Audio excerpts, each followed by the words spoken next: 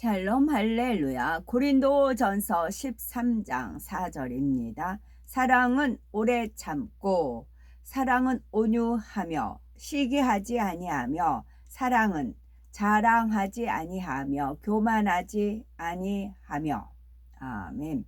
마태복음 5장 5절.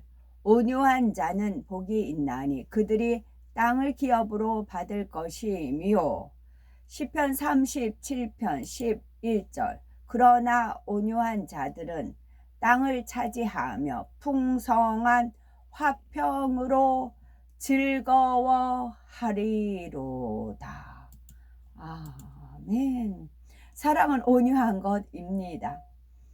심리학자 하와 로우 교수가 젖먹이 원숭이들 앞에 두 개의 어미 원숭이 인형을 만들어 놓고 시험을 하였답니다. 하나는 철사로 만들고 다른 하나는 부드러운 천으로 만들었지요. 그리고 각각 우유병을 꽂아 두었습니다. 첫날 아기 원숭이들은 두 인형에 있는 우유를 모두 먹었지요.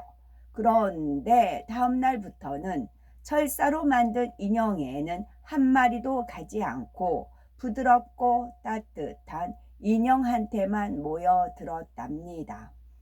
이처럼 동물들도 차갑고 딱딱한 것보다는 부드러운 것을 선호하듯이 인간 관계에서도 날카롭고 매정한 사람보다는 온유한 사람을 선호하고 그런 사람 품에 깃들여 쉼을 가지려고 합니다. 영적으로 온유함은 모든 사람을 포용할 수 있는 마음, 많은 사람이 깃들여 쉴 수 있는 마음을 말합니다. 솜을 떠올려 보면 더 쉽게 이해할 수가 있지요. 솜은 아무리 단단한 물체가 부딪혀 와도 소리가 나지 않습니다.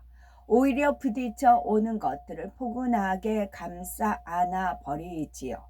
또한 온유한 마음은 많은 사람이 깃들여 쉴 수 있는 아름드리 나무와도 같습니다. 무더운 여름, 따가운 햇볕을 피하고 땀을 식히기 위해서 사람들이 나무 그늘로 모여들듯이 온유한 마음에는 많은 사람이 깃들이기 마련입니다. 세상에서는 흔히 성품이 유순해서 화를 내지 않고 자기 주장이 강하지 않은 사람을 온유하다 합니다. 나름대로 이러이러한 사람이 온유하다라는 자기 기준이 있지요. 그러나 사람 편에서 온유하다 생각하는 것과 하나님께서 인정하시는 온유함은 다릅니다. 아무리 순하고 착해 보여도 하나님께서 인정하시는 선이 아니면 온유하다 할 수 없습니다. 가령 본래 성품이 소극적이고 유약해서 다른 사람의 말을 잘 따르거나 마음에서는 부글부글 하는데 눌러 참는다면 이런 사람을 온유하다고 하지 않지요. 마음속에 악을 버리지 않고 참고만 있기 때문입니다. 진정 온유한 사람은 마음에 악이 없고 지혜로우며 영적인 사랑으로 어떤 악한 사람도 대적하지 않고 포용합니다. 그렇다고 잘못했는데 무조건 용서하고 덮어준다는 뜻은 아니지요. 때로는 반듯하고 위험 있게 다스리지요. 따라서 영적인 온유함이란 내면의 온유함과 함께 외적으로도 덕을 갖춘 상태를 말합니다. 영적인 온유함을 이루기 위해서는 무엇보다도 마음의 악을 버리고 성결되어야 합니다. 온유한 사람은 솜털과 같아서 누가 부딪혀 온다 해도 소리가 나지 않고 포근히 감싸 안습니다. 마음에 악이 없으니 걸리거나 부딪히지 않지요. 만일 우리 마음 안에 미움, 시기, 질투, 자기의와 틀이 있으면 상대를 품지 못합니다. 딱딱한 돌이나 쇠에 물체가 떨어지면 깨지거나 소리를 내며 튕겨 나가는 것처럼 자기가 있으면 누가 조금만 불편하게 해도 감정이 상합니다. 상대의 허물을 덮어주기보다는 판단 정죄하고 수군수군 하지요. 누군가에게 지적을 받으면 발끈하고 마음이 상합니다. 누가 귓속말을 하면 내 험담을 하지 않나 힐끗힐끗 쳐다보고 판단하지요.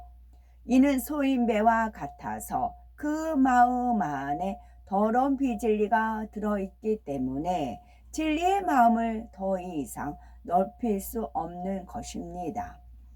그러므로 마음에 악이 없는 것은 온유함의 기본 조건이지요. 하나님께서는 반드시 성결해야 온유하다 인정해 주십니다. 마음에 악이 없어야 상대를 선과 사랑으로 바라볼 수 있기 때문이지요. 온유한 사람은 매사에 자비와 긍휼의 마음으로 상대를 바라봅니다. 판단 정죄하지 않고 선과 사랑으로 이해하기 때문에 악한 사람이라도 그 따스함에 마음이 녹아나지요. 온전히 성결되면 성령의 주관을 정확히 받을 수 있고 양때의 상황을 잘 분별하여 가장 좋은 길로 인도할 수 있습니다. 온유함에 온전케 하는 덕을 살펴보면 덕이란 공정하고 남을 넓게 이해하며 받아들이는 마음이나 행동, 마음이 올바르고 사람의 도리에 합당한 일이라 했습니다. 영적으로도 마찬가지입니다. 덕이 있는 사람은 마음이 올바르고 공정하며 도리어 합당하게 행합니다. 잘 갖추어진 인격으로 남을 다스리지요. 상대를 물리적인 힘으로 굴복시키지 않습니다. 바른 말과 행동으로 상대의 부족함을 이해하고 포용함으로써 많은 사람의 마음을 얻지요. 그러니 사람들에게 신뢰를 주며 사랑을 받습니다. 덕은 우리 몸에 입는 옷과 같습니다. 아무리 훌륭한 사람도 지저분하고 남루한 차림으로 있으면 격이 떨어져 보이지요. 이처럼 마음이 온유해도 외적인 덕이 함께 갖추어 있지 않으면 내면의 온유함을 발휘하지 못합니다. 가령 마음은 온유한데 대화할 때마다 불필요한 장광성을 늘어놓습니다. 장광설을 늘어놓습니다. 이런 사람은 어떤 악의가 있는 것은 아니지만 교양이 결여되어 있으니 상대에게 신뢰를 주지 못하지요. 또 마음이 온유해서 나쁜 감정을 품거나 상대에게 피해를 주지는 않지만 다른 사람의 일을 적극적으로 도와주지 않고 세심한 배려가 부족하다면 이런 사람 역시 덕스러워 보이지 않습니다.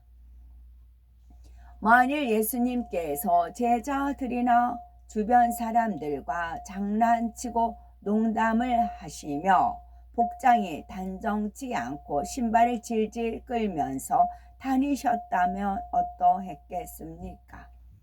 사람들에게 존경받기가 어려웠겠지요. 하지만 예수님은 외모에서부터 영적인 위엄과 권세가 흘러나왔기에 제자들은 물론 어떤 사람도 감히 함부로 대하지 못했습니다. 어느 것 하나 흐트러짐이 없는 모습이셨지요. 마태복음 12장 9절에 그가 다투지도 아니하시며 들레지도 아니하리니 아무도 길에서 그 소리를 듣지 못하리라 말씀하신 대로입니다. 꽃에 아무리 꿀이 많아도 꽃의 고운 빛깔이 잘 드러나지 않고 향기도 나지 않는다면 벌이나 나비가 날아오기가 어렵습니다. 마찬가지로 마음이 온유한 사람이라 해도 말과 행실에 덕이 없으면 그 온유함이 온전히 빛을 발할 수 없습니다.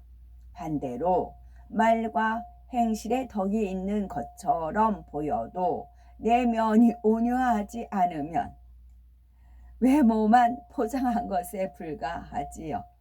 내면의 온유함과 외면의 덕을 함께 갖출 때 온전하다 할 수 있습니다. 반대로 말과 행실에 덕이 있는 것처럼 보여도 내면이 온유하지 않으면 외모만 포장한 것에 불과합니다. 다른 사람은 쏘가 넘어가요. 그러나 하나님은 중심을 보십니다. 우리가 마음에 악이 없고 덕을 겸비하여 온유해지면 하나님께서는 어떠한 복을 내려주실까요? 마태복음 5장 5절에 온유한 자는 복이 있나니 저희가 땅을 기업으로 받을 것이며 했습니다. 또 시편 37편 11절에 오직 온유한 자는 땅을 차지하며 풍부한 화평으로 즐기리로다 말씀했지요. 여기서 땅은 천국의 처소를 뜻하며 땅을 기업으로 얻는다는 것은 장차 천국에서 큰 권세를 누리게 된다는 의미입니다. 왜 그럴까요? 온유한 사람은 하나님의 마음으로 영혼들에게 힘을 주고 은혜를 끼칩니다. 온유할수록 더 많은 사람이 그 안에 깃들이고 그들을 구원으로 인도할 수 있지요.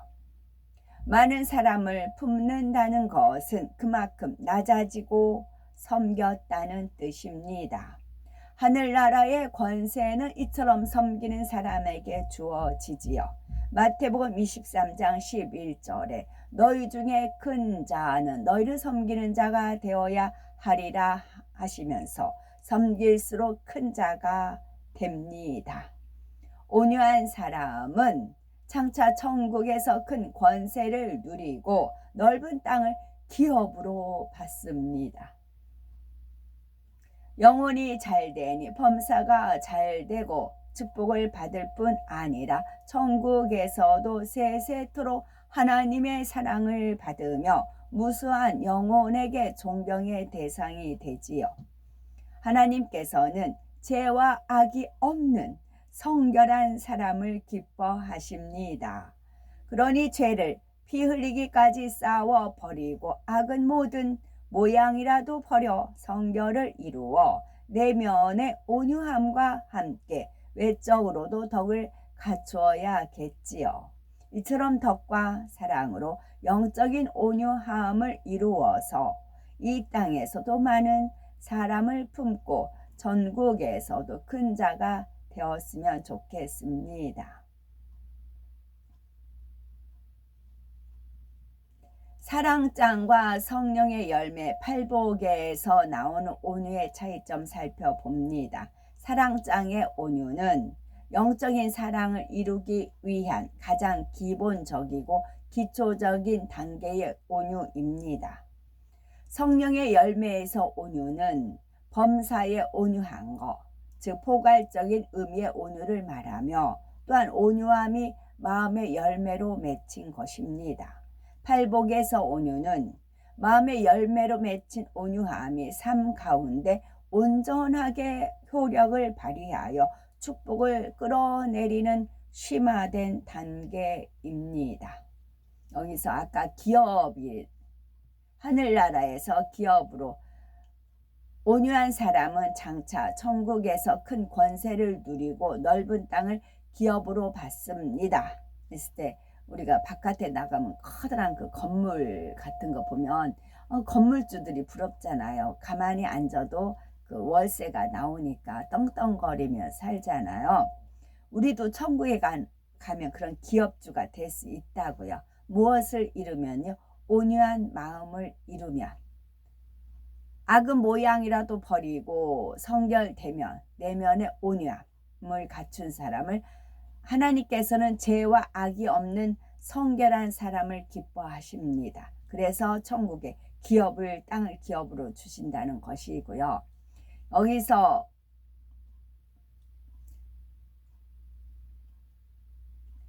말과 행실에 덕이 있는 것처럼 보여도 내면이 온유하지 않으면 외모만 포장한 것에 불과하다. 이 말씀에서 떠오르는 것이 어떤 분이 어떤 분하고 싸웠다는 얘기를 제가 들었어요. 근데 어제 나갔는데 그분이 이렇게 저보고 이제 반가워서 서로 동시에 손을 내밀어서 악수를 했어요. 그래서 제가 누구랑 싸웠다면서요. 이제 그랬더니 누구요? 라고 이름을 석자를 대더라고요. 그래서 제가 이어서 그 석자 아무개 나빠요. 이제 제가 2번을 했어요. 그 아무개 나빠요. 나쁜 사람이에요. 그러니까 이분이 이제 그분은 그 사람은 말과 다른 사람이 보기에 말과 행실이 덕이 있어 보여서 추앙을 해요. 근데 속은 아니에요. 속은 아니에요. 그러니까 이제 다른 사람이 다 쏘가 넘어갑니다. 그 사람하고 싸웠대요. 그래서 제가 그 아무개 나쁜 사람이에요. 이제 제가 그랬어요. 그랬더니 옆에 어르신이 여든이 넘으신 어르신이 있어요. 행길가에서 왜 그런 소리 하냐고 저한테 이제 그러시는 겁니다. 그 어르신 말씀이 옳은 거였죠. 아이고 제가 죄송합니다. 본디 배운 게 없어서 제가 그랬네요. 하면서 그 어르신한테 이제 사과하고 그 어르신과 함께 전철을 타고 온 애가 있었습니다. 아멘.